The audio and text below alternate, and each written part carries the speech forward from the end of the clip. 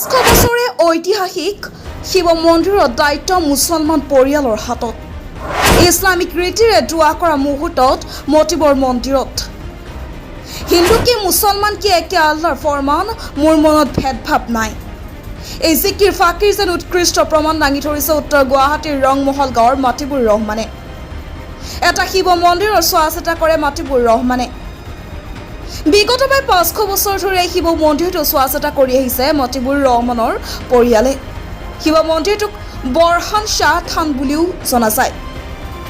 আজিৰ পৰা প্ৰায় 500 বছৰমান আগতে মতিবুৰ ৰহমানৰ আজু ককাকৰ ওচৰত বৰহন শাহ নামৰ এজন বৃদ্ধ ব্যক্তি আহিছিল আৰু আজু ককাই এই ঠাইখিনিত বৰহন শাহ নামৰ বৃদ্ধ ব্যক্তিজনক থকাৰ ব্যৱস্থা কৰি দিছিল তেনেকৈ এই থানখন স্থাপন হৈছিল তেতিয়াৰ পৰা আজিলৈ প্ৰায় 500 বছৰ ধৰি মতিবুৰ ৰহমানৰ পৰিয়ালে এই থানখনৰ চোৱা চিতা কৰি আহিছে পৰৱৰ্তী সময়ত এই থানখনত এটা শিৱলিংগ স্থাপন কৰা হয় তেতিয়াৰ পৰা এই থানখন শিৱ মন্দিৰ ৰূপে পৰিচিত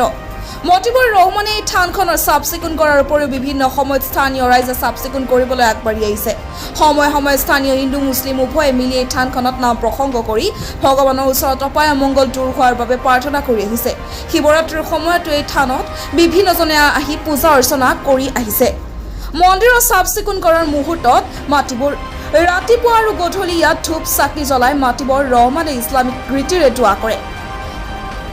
আৱাজ দেও ভইচৰ সৈতে হোৱা এক সাক্ষাৎকাৰত ইছলামত মূৰ্তি পূজা বা ইয়াৰ আনুষংগিক কাম কাজবোৰত কৰাত নিষেধাজ্ঞা আছে এই বিষয়টোত আপোনাৰ মতামত কি বুলি প্ৰশ্ন কৰাত তেওঁ কয় আল্লাহ ভগৱান একেই কেৱল মাত্ৰ তেওঁক আৰাধনা কৰাৰ নীতি নিয়মসমূহে পৃথক ভগৱানক যেনেকৈ বিচাৰে তেনেকৈ পোৱা যায় হিন্দু মুছলমান বুলি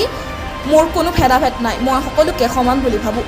আজিৰ পৰা প্ৰায় 50 বছৰমান আগলৈকে থানখনত থকা শিলটোত গুৰি কৰা ভাং থলে নিজে নিজে ধোৱা ওলাইছিল আৰু সেই ভাং বৰহান শাহ আটাই গ্ৰহণ কৰা বুলি মন্দিৰত অহা লোকসকলে বিশ্বাস কৰিছিল কিন্তু বৰ্তমান শিলটোত ভাং দিলে ধোৱা ওলোৱা দেখা নাযায় ইয়াৰ কাৰণ মানুহৰ মাজত ভেদভাৱ হিংসা উচ্চ নিচ আদি বুলি মতিবুৰ ৰহমানে উল্লেখ কৰে থানখনৰ তাৎপৰ্য ইয়াতে শেষ নহয় বিভিন্ন ধৰ্ম পালন কৰা লোকসকলে ভগৱানক শিৱক প্ৰাৰ্থনা কৰিবলৈ ইয়ালৈ আহে মানুহে যিয়েই প্ৰাৰ্থনা নকৰক থানখনে আমাৰ অসমত পালন কৰা সম্প্ৰীতি আৰু ভাতৃত্ববোধৰ প্ৰমাণ দিয়ে শান্তি নিকেতনে স্বীকৃতি পালে বিশ্ব ঐতিহ্য ক্ষেত্ৰৰ ঐতিহ্য শান্তি নিকেতনে স্বীকৃতি পালে বিশ্ব ঐতিহ্য ক্ষেত্ৰৰ